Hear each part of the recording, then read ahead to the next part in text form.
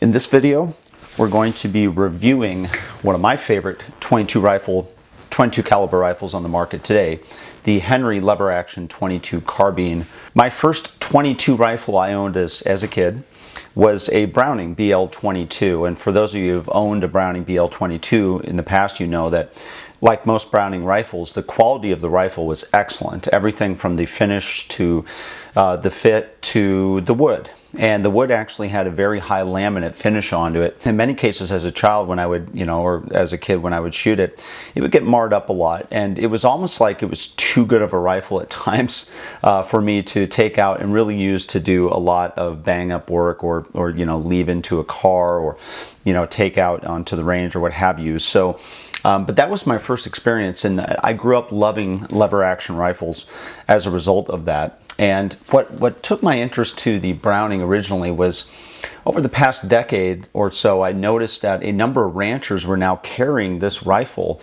in their scabbards. So what I wanted to do was to get a better understanding as to what it is about this rifle that they really liked and why were they buying it. So that's what we're going to do today. Is we're going to discover or talk about some of the details of this rifle and why it has become so popular on the market today. So first off, what are some of the things that I like about the Henry 22 caliber carbine? First off, it is very affordable. So compared to, for example, the Browning BL-22, which comes at almost double the price, this is almost half of the price of a lever action rifle that I would have to buy from Browning currently in the market today. It's also close in price to a Ruger 1022, just a stock 1022 that you would see, and we've done reviews on all these rifles on the table here. It's also very high quality, so it starts everywhere from the blued barrels that they use. They use American walnut stock, which are very nice, but again, I don't have to worry about kind of beating it up compared to what I had to worry about in the finer finishes on the Brownings. It has a very smooth action when you run the rifle. It's almost like butter. It's just very smooth, especially for something at this price range. Very hard to find that.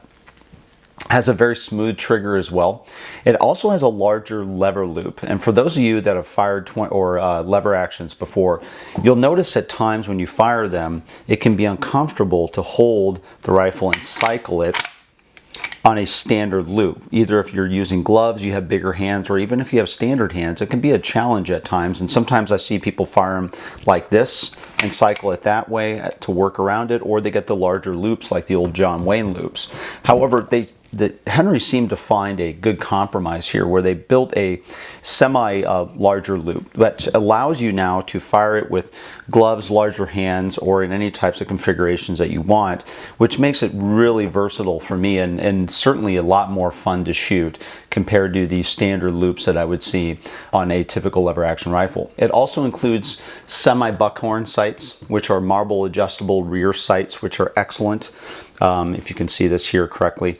Again, very good high-end sights that I would typically upgrade anyways if I was buying a lever action rifle. And then you also have the front dot rear sight with the hooded cover. So again, the sight options on this rifle are excellent for the value of what you're getting there. And there's also, you'll notice there's some serrations on here as well. There's serrations both on the trigger as well as serrations on the hammer, which again makes it very easy to function and operate, which again are features they didn't have to have on the rifle. Other things I like about the rifle, it's very smooth to shoot and cycle rounds through it. As I indicated before, there is nothing at this price point, especially in lever actions that I'm aware of, that will cycle rounds as smooth as the Henry does, as well as the trigger pull mechanism. It is just excellent for the price, and the fact that they included that kind of quality is very good. And for those of you who fired lever action rifles, you know what I mean.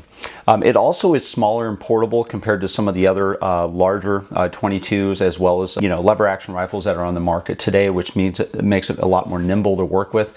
And then the final thing is it also has a little bit higher capacity in the tubular magazine, and that is especially important for those of you that live in states where you'll have magazine restrictions now of 10 rounds or less for detachable magazines. This of course is built into the rifle. So what are some of the things that I don't like about it? Well, the only thing I can think of that I don't like about it, it's just not a Browning BL-22 or a Winchester 94-22, which in many cases can be good, because those rifles were so high quality that it would almost defeated the purpose of, in many cases, of why I wanted to have a rifle like this and what I would use it for, and more importantly, why would ranchers have this in their scabbards as opposed to those rifles. So not to discount those rifles, they're excellent. I've owned both of them, but as far as quality for what you're getting price wise and what it is, it's just an excellent rifle.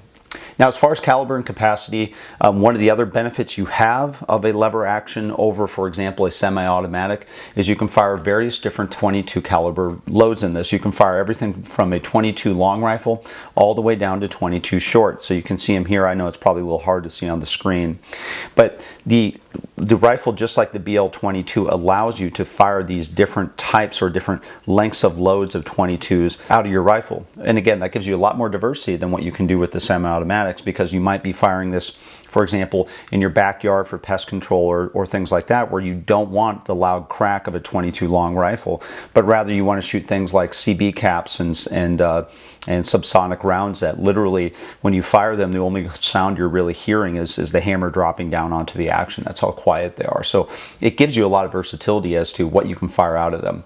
As far as capacity on the 22s, it can hold, on the carbine length, you can hold up to 12 rounds of the long rifle, or you can hold up to 16 rounds of the shorts. So the shorter the round, the more you can fit into the tubular magazine. There's also another version out there, which is the classic version, which is a little bit longer than the carbine, and that allows you to carry a few more rounds naturally, because it's a little bit longer, where you can hold 15 and 21 rounds respectively between the long rifle as well as the short. As far as action operation, again, it's lever action, very smooth. Like I indicated like before, it's almost like butter when you're operating this rifle, which is one of the things that surprised me the most when I first picked it up and fired it years ago. As far as trigger pull is excellent as well. Every time I've tested it, it comes in at just a little bit less than 4 pounds trigger pull, a little in the high range of about the high 3s to close to 4. But the benefit of this trigger is, again, it's better than, for example, what I consider to be an inferior stock trigger in a 1022. Many of the 1022s I own, I end up now changing out the triggers, and we talk about this in the 1022 videos, just so I can get a better trigger. So that's an added expense I have to put into 1022s that I don't have to put into this rifle. As far as ergonomics and weight, it clocks in at about 4.5 pounds, which again is pretty similar to a 1022 stock. Again, you're not gaining or losing any weight advantage there. The barrel is about 16.1 inches versus 18.25 that come in on the classic version. So again, it's a little bit shorter. It allows you to carry a few fewer rounds, but also gives you more versatility with it. As I indicated before, it has a blue barrel. The only thing you're going to notice difference here than between a lot of the other 22 lever actions, the higher grades, is the receiver is actually an aluminum receiver. It's a lightweight aluminum receiver that's painted.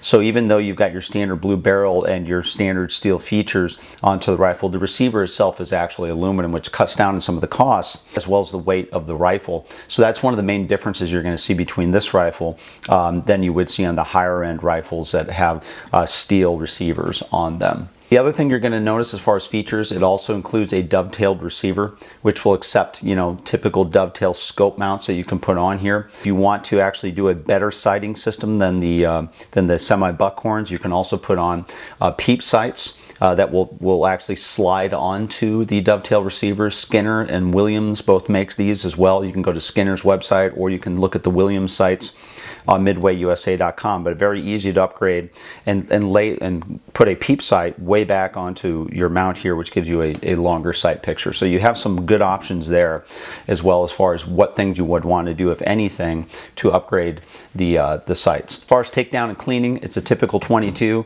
nothing special. On the actual loading of the rifle, the only difference you're going to see here, since it's tubular, is you've got a brass rod that comes in that's spring loaded, and then you would put your rounds in here. You kind of angle it up, the rounds slide down, and then you close the tube in on them. As far as cleaning is concerned, standard 22, nothing special about it. Accuracy on this rifle is very good. In fact, when I've done shooting tests, it is literally on par with my 1022s that I shoot as well, depending upon if I'm using similar optic systems or scopes interchangeably. I tend to shoot about the same groupings, which tell me that the quality of the barrel is very good, as well as the fit and finish of the rifle. So what are some of the alternatives that are out there? A few of them I've already talked about already. Browning BL-20-2, the first one I've ever owned. Excellent rifle, high end, but you pay a price for that. It's almost twice the price of this rifle.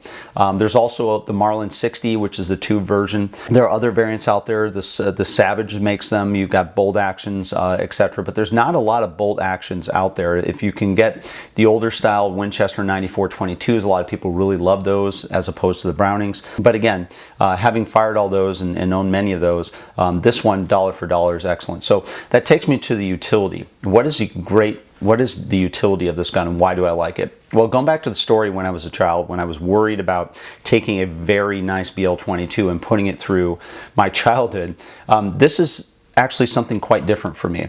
Because of the price, because of the value, the quality of what's here, I consider this to be a ideal truck gun or a house gun where you would keep readily available for small predators. Younger shooters will like this as well because it's a little bit smaller than a lot of rifles that are out there today. And then it's excellent for plinking. And if you've never had anybody that shoots a lever action, especially younger people, many of them will start out by shooting semi-automatics and they'll end up going through a lot of rounds with their 22. But the reality is when you can actually help them slow down, even though it's faster than a bolt in many cases, it helps them slow down and get better at aiming and target shooting, and it's a lot more fun to shoot. The other thing is that it gives you that versatility of being able to shoot different types of 22 caliber rounds, which gives you the ability to use it for many different things that you might be limited with on a 22 rifle. So for example, on a 22 semi-automatic, if I'm going to use this for varmint control and I want to keep it very quiet, then I have to go through the threading of the barrel, the suppressor, etc. I don't need that with this. I can run and cycle reliably short CB caps or subsonic rounds through this and basically have the same effect, a little loss in velocity. So what is my overall opinions on this rifle? First off, it is very high quality and value, which is I think is why people are now going back to it and buying these lever actions compared to what they had before in the past. It is just as accurate, on par with everything I've fired before, very affordable. Lever actions never used to be this affordable, especially at this quality, but this is now something that Henry has now provided with this rifle that's hard to ignore. It also is very versatile. Again, we can shoot different types of 22 ammo types, and it's just fun to shoot.